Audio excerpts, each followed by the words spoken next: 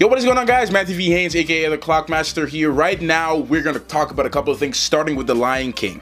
So if you guys haven't heard by now, the live-action reboot for The Lion King is set to be directed by Jon Favreau. It is also supposed to be starring Donald Glover as Simba and James Earl Jones as Mufasa. Jon Favreau on his Twitter page, and I quote, stated, "I just can't wait to be king. Hashtag Simba," with a picture of Donald Glover at the top. Also, right after that, he also tweeted at 7:52 p.m. looking forward to working with this legend. Hashtag Mufasa. Now, guys, a little bit about the whole live action thing. If you guys have seen The Jungle Book, which Jon Favreau also directed, I love that movie. That's one of my favorite movies of 2016. I think it was really good. And one of the things I loved about it, besides the direction, especially with dialogue, was how all the animals looked and how they were operating with each other. They were animals, but they all had these humanistic type of traits and characteristics. I have absolutely no doubt in Jon Favreau's abilities to make this a great film as what we've seen. You know, will it be as great as the original? Who knows? But it's gonna. I have no doubt that it won't be great. Donald Glover's actually working on the Han Solo standalone film from Disney and Star Wars, and he's supposed to be playing Lando Calrissian, the younger version of Lando Calrissian. So Donald is pretty much getting his foot in the Disney ground, and he's doing what he has to do, and he's working there. So I'm excited to see what's going to happen with that. Also, do not forget that there's words in the mix of a Mulan live action film. So Disney's doing their thing, guys, and I can't wait to see where they're going forward with that. Next up, guys, we have Wonder Woman. So a couple of pictures were released over the weekend concerning Wonder Woman and the upcoming Wonder Woman film, but the one picture that stood out the most was the toy picture of Ares. Various sources are claiming that Ares is supposed to be played by Harry Potter actor David Thewlis, and is supposed to be a mix of practical effects and CGI. Now, one of the things that there's a lot of buzz surrounding this is that we haven't seen any footage of Ares or anything concerning Ares in the Wonder Woman trailers that we had so far, and the little TV spots and everything like that, and the teasers. We haven't seen anything from Ares, and there's a couple of theories going around. And one of the theories I have is that Warner Brothers and Zack Snyder and everyone else, they're not trying to show too much of the villain, as far as they made that mistake with Doomsday in BVS. Now, you probably heard a lot of other YouTubers and a lot of other people talk about this, but that's one of the main things that is surrounding this whole thing, as if they're going to make that mistake again by showing too much and completely obliterating the whole surprise. So that could be one theory, and another theory is just that they're obviously still in editing, guys. It's another reason too. They're still in editing. They're still editing a lot of things. So I would hope that they're not showing, they're not going to show anything regarding Ares in the trailers, because I don't want them to ruin the element of surprise, because that whole thing would just take away from getting everyone excited. We were excited initially when we saw Doomsday in the BVS trailer, but a lot of people were disappointed. They were like, "Oh my gosh, Doomsday, we see him.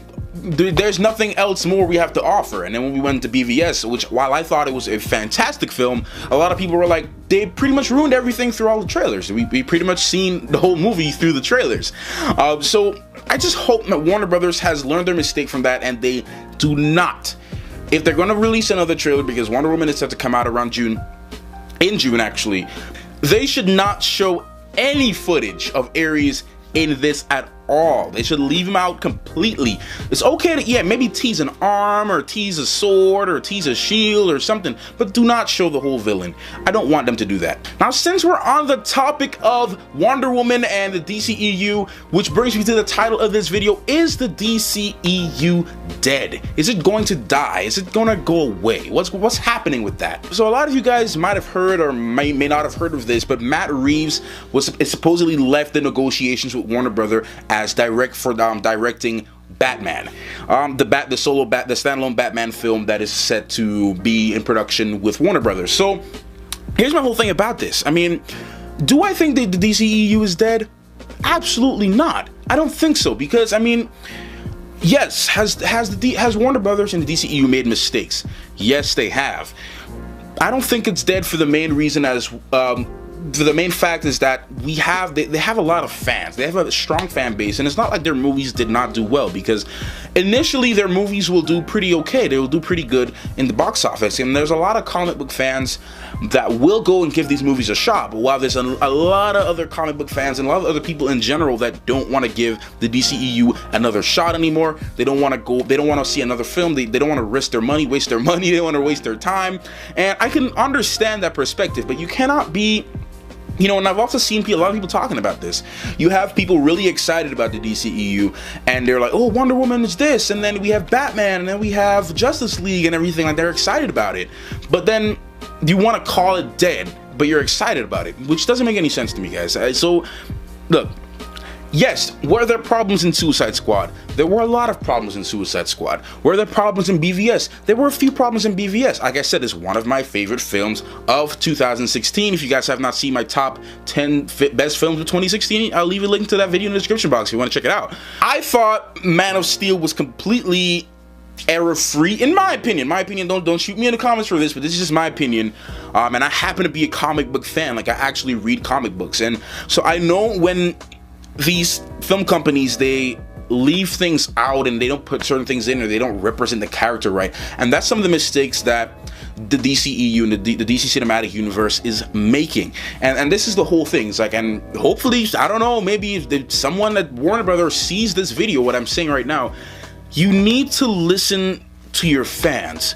You need to really try to follow the source material the best way you can, because the only way to save the DCEU is if you represent the characters the right way. The characters need to be represented in the right way, and the story, especially the story, needs to be represented in the right way. Take a page out of Disney and Marvel's book, for example, okay?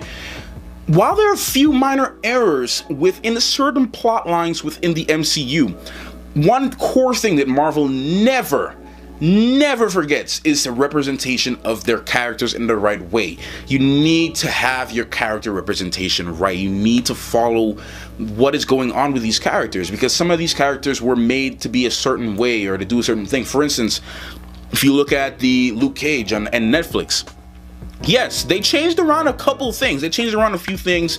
At first, they ditched his suit. Instead of the actual costume, they made fun of the costume. And a couple of other powers, like some of writers in the comic books, they made Luke Cage, his eyes completely unbreakable, whereas in the Netflix version, his eyes are not unbreakable, because as you see, if you guys know, well, you know, I'm not going to spoil it, but there's a certain episode within Jessica Jones, if you watch Jessica Jones, that revealed that his eyes are not unbreakable. So yes, it's okay to change around a few things, but do not forget to represent the character. And I don't even want to start in the Justice League photos, because there's a lot of things to talk about with that Justice League photo, especially the Flash suit. I know my very first Justice League reaction, I had a lot to say about the Flash suit, but because I was really excited. But as I keep seeing pictures and everything like that, for some reason I'm just upset with just how, especially his shoulders look, between his shoulders and his forearm, how Flash looks, Ezra Miller looks. I don't think that that's the right way to have Flash. I just don't think that that's the best way to do him. I mean, look, it makes the CW's Flash look like way better, in my opinion. That's just my opinion, guys. So, and the thing with Cyborg too, you gotta do Cyborg right. I mean, I know basically his head is just his head, and the rest of his body is completely CG, and I understand that, but you gotta do it right. Represent the characters right, get the stories right, guys. You do so well. Warner Brothers, you guys do so well. For some reason, if anyone at Warner Brothers is hearing me, which I doubt, you guys do so well with your animated films. You do ridiculously well with your animated films. You do films. You do really great, and I enjoy them. Justice League War, all the Justice League movies there. Your characters were done so well, and whoever your writers were, they did a great job. Get it together, especially with this Batman film. I will always support you guys. Go to the movies and watch your movies, because I'm a comic book fan. I like what you've done with the Dark Knight trilogy. I love what you've done with Man of Steel. BVS, I love what you've done, but if you want to really make a good name for yourself, listen to the fans. And I'm not talking about the haters and the fanboys. Listen to the true fans that can see the faults in DC and see the shining moments in DC and find a way to balance it out and say, okay, here's what we need to do. That is what you need to do, guys. So everything with Matt Reeves and the negotiations not working out and all that stuff, is it disappointing? Yes, it can be, because Matt Reeves is one of the best, in my opinion. He's a really good director. You know, The Planet of the Apes, great job. One of my favorite movies. So who knows what will happen? I mean, I hope there's still a chance for him to get back and for them to renegotiate things and for it to all work out. But everything just started going downhill once Ben Affleck said he's not going to direct anymore and I believe it's 100% because his movie did not do well. That's a simple fact. It's my opinion. So they got to get that stuff together and work it out. Anyways, guys, if you enjoyed my video, please do not forget to hit the like button, subscribe, leave your comments down below. What are your thoughts on the topics I talked about today? And if you enjoy these types of videos, please answer the poll. I put it up there. It'll give me a better indication as to if I should be keeping doing more of these types of videos. All right, guys, until the next video, thank you for taking the time out to watch this one. Clockmaster out.